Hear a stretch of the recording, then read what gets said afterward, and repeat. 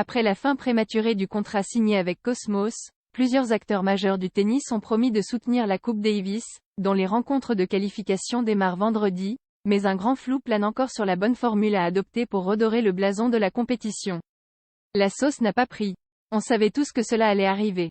On aurait aimé se tromper pour que la Coupe Davis ne se meure pas, mais les ingrédients de départ n'étaient pas les bons, a estimé mardi auprès de l'AFP Arnaud Clément, ancien capitaine de l'équipe de France. 5 ans après la signature d'un contrat à 3 milliards de dollars, prévu initialement pour durer un quart de siècle, la Fédération internationale de tennis, ITF, a mis un terme le 12 janvier dernier à son partenariat avec le groupe espagnol, et repris à son compte l'organisation de la Coupe Davis. Si les causes officielles du divorce entre l'ITF et la société d'investissement présidée par l'ex-footballeur espagnol Gérard Piqué n'ont pas été communiquées, une source proche du dossier a confié que les deux parties avaient échoué à trouver un accord financier.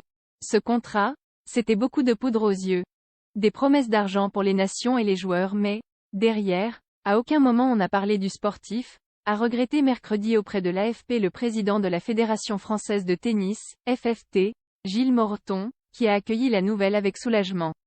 Le bon format souhaitant redynamiser une épreuve plus que centenaire, Cosmos avait proposé une formule revisitée de la Coupe Davis dès 2019. Exit les 4 tours s'étalant de février à décembre, les matchs en 5-7 et les duels entre sélections nationales, à domicile ou à l'extérieur, dans une ambiance survoltée. Le nouveau format, qui n'a cessé d'être modifié à la marge année après année, a peiné à séduire les joueurs et, surtout, les spectateurs. À l'image des tribunes clairsemées lors de la phase de groupe l'an passé. La Coupe Davis s'est jouée dans l'anonymat le plus complet. Après un tel échec, le virage doit être très marqué pour remonter la pente car la réhabilitation ne sera pas simple, s'inquiète Arnaud Clément. Il va falloir trouver le bon format. De là à imaginer un retour vers le passé? Ce qui est dommage, c'est que la Coupe Davis avait effectivement besoin d'évoluer. Cela prenait beaucoup de temps aux joueurs tous les ans, souligne Clément. Un avenir en question à ce stade, rien n'a été décidé, mais plusieurs pistes seraient envisagées pour les prochaines éditions, dont la possibilité de revenir au match à domicile, extérieur pendant des phases de poule et d'organiser la compétition sur 2, voire 3 ans, pour mieux espacer les rencontres.